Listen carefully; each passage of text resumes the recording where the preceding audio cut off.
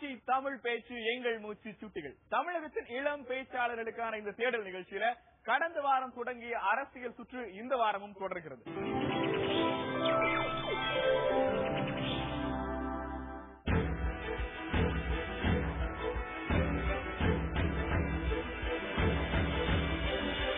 என் பெயர் கணேஸ்வர். நான் இங்கு பேச வந்துள்ள தலைப்பு அரசியலும் நட்பும்.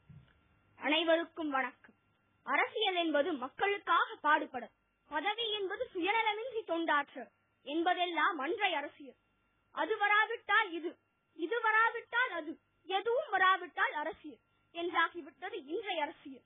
இங்கு நிரந்தர நண்பரும் இல்லை, நிரந்தர எதிரியும் இல்லை. எதிரிக்கு எதிரி நண்பன், அவ்வளவுதான்.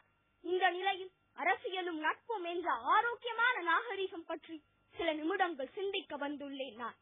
உணர்ச்சி பழகுதல் வேண்டாம், உணர்ச்சிதான் நட்பான் கிழமை தரும் என்று நட்பிற்கு இலக்கணம் சொன்னான் வள்ளுவன். வாழ்ந்து காட்டினார்கள் கோப்பெருஞ்சோழனும் பிசிராந்தையாரும். இரவாத வரம் தரும் நெல்லிக்கனியை அவ்வைக்கு தந்து நட்புக்கே இரவாத புகழ் சேர்த்தான் அரசன் அதியமான். இதெல்லாம் பழங்கதைகள். நேருவும் ஜின்னாவும் அரசியலில் இருவேறு துருவங்கள். மவுண்ட் பேட்டனுடன் பேச்சுவார்த்தை நடத்த இருவரும் ஷிம்லா சென்றிருந்தார்கள் தனித்தனியாக. அதற்கு சில மாதங்களுக்கு முன்புதான் ஜின்னாவை கழுத்தில் கத்தியால் குத்தி இருக்கிறான் கொடியவன் ஒருவன். நேராக ஜின்னாவின் அறைக்கு சென்றார் நேரு. ஜின்னாவின் கழுத்தை தடவி பார்த்துவிட்டு கண்ணீர் விட்டார். நெஞ்சம் நெகிழ்ந்து போனார் ஜின்னா. இருவருக்கிடையே கருத்து வேறுபாடுகள் கணிசமாக இருந்தாலும் கண்ணியமான நட்பும் அல்லவா சேர்ந்தே இருந்தது. 1937 ஹிந்தி கட்டாய பாடமாக்கப்பட்ட போதும் சரி, குலக்கல்வி திட்டத்தை ராஜாஜி தன்னிச்சையாக கொண்டு வந்த போதும் சரி, மிக கடுமையாக எதிர்த்தவர், போராடியவர் தந்தை பெரியார். பெரியாரின் பல்வேறு செயல்பாடுகளில் நம்பிக்கையற்றவர் ஆச்சாரியா. ஆனால் இவர்களுக்கிடையே ஆழமான நட்பு இருந்தது. அன்புள்ள எதிரிக்கு என்றுதான் இவருக்கு கடிதம் எழுதுவாராம் ராஜாஜி. தன் சொந்த மனைவி இறந்த போது வந்த பாசங்களை எல்லாம் வாசலிலேயே வழிமறித்தார் ஈவேரா.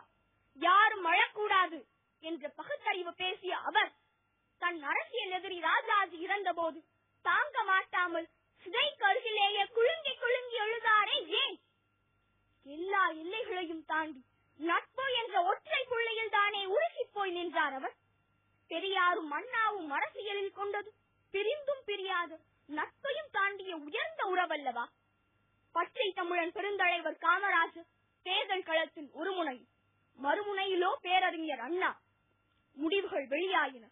ஒவ்வொரு தொகுதியிலும் தன் தம்பிகள் வெற்றி பெற்றதை ஆனந்தமாய் கேட்டுக் கொண்டிருந்த அண்ணா ஒரு தொகுதியின் முடிவை கேட்டு திடுக்கிட்டார். அது காமராஜர் தோற்ற பகுதி. அண்ணா, நாம் ஜெயித்து விட்டோம் என்று ஆர்ப்பரிக்கிறார்கள் தம்பிகள். ஐயோ, தமிழ்நாடு தோற்றுவிட்டதே என்று தவித்து போனார் அண்ணா. மாற்றான் தோட்டத்து மல்லிகைக்கு மனம் உண்டு என்று நட்பு பாராட்டிய நல்ல உள்ளத்தை தானே என்று நாடு பார்த்தது. 60 அடி ஆழத்தில் குழி தோண்டி அதில் காங்கிரஸை போட்டு புதைப்பேன் என்ற தந்தை பெரியாரும் கூட காமராஜர் மீது காதல் கொண்டுதானே இருந்தார். காலம் மாறிய பின்பும் படிக்காத மேதையின் பிறந்த நாளில் கல்வி வளர்ச்சி நாளாக பட்டி தொட்டி எல்லாம், பள்ளி உள்ள இடமெல்லாம் கட்டாயமாக கொண்டாடி மகிழ்கிறாரே கலைஞர். கட்சி தேர்தல் பிரச்சாரத்திற்காக கழக உடன்பிறப்புகளுடன் தஞ்சை சென்று கொண்டிருக்கிறார் புரட்சி தலைவர். தன் அன்பு மனைவி சதானந்தவதி சென்னையில் காலமாகிவிட்டார் என்ற செய்தி இவரை வந்தடைகிறது. துடித்து போகிறார். ஆனாலும் தன் உயிர் தோழனுக்கு வாக்கு சேகரித்து விட்டே வீடு திரும்புகிறார். அன்று அவர் ஆதரித்து பேசிய வேட்பாளர் யார் தெரியுமா? 1000 பேர் 1000 சொன்னாலும் அந்த 1000ல் ஒருவனை 40 ஆண்டு கால நண்பனாக இதயத்தில் குத்தி பாதுகாத்த கலைஞர் தான் அந்த வேட்பாளர் என்று அறியும் போது செயற்கரிய யாவுள்ள நட்பின் என்றுதானே வியப்படைய தோன்றுகிறது.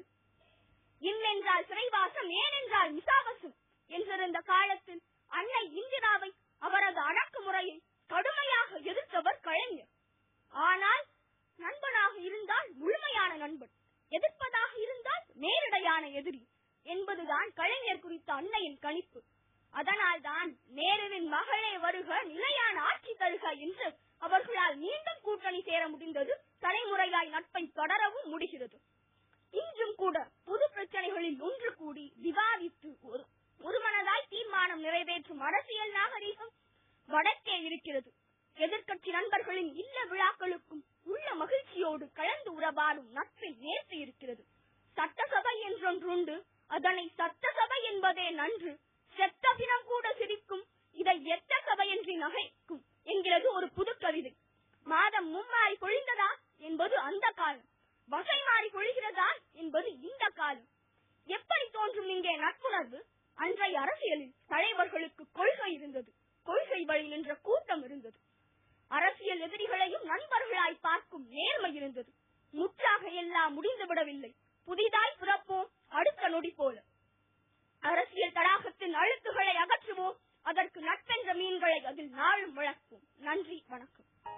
காந்தியத்தை காதலித்து, காந்தியத்தை கைப்பிடித்து, காந்தியத்திற்காகவே வாழ்ந்து, காந்திய நாளிலேயே கண்மூடியவர் கர்ம வீரர் காமராசர். மேடையில் பேசுகிற போதும், பத்திரிகைகளில் எழுதுகிற போதும் தனி மனிதர்களை தாக்கி எழுதுகிற கண்ணிய குறைவு இல்லாமல் இருந்தால் போதுமானது. நட்பும் நாகரிகமும் மிஞ்சும். தன்னுடைய சித்தப்பாவாக இருந்த பெரியாரையே மறுதலித்து விட்டு வெளியே அண்ணாவோடு வந்தவர் சம்பத். சாதாரண பயணியாய் பேருந்துகளில் பயணித்த அதிசய மனிதர் அமைச்சர் கக்கன். ஆட்சி தமிழ் பேச்சு எங்கள் மூச்சு சுத்திகள் ஒரு சிறிய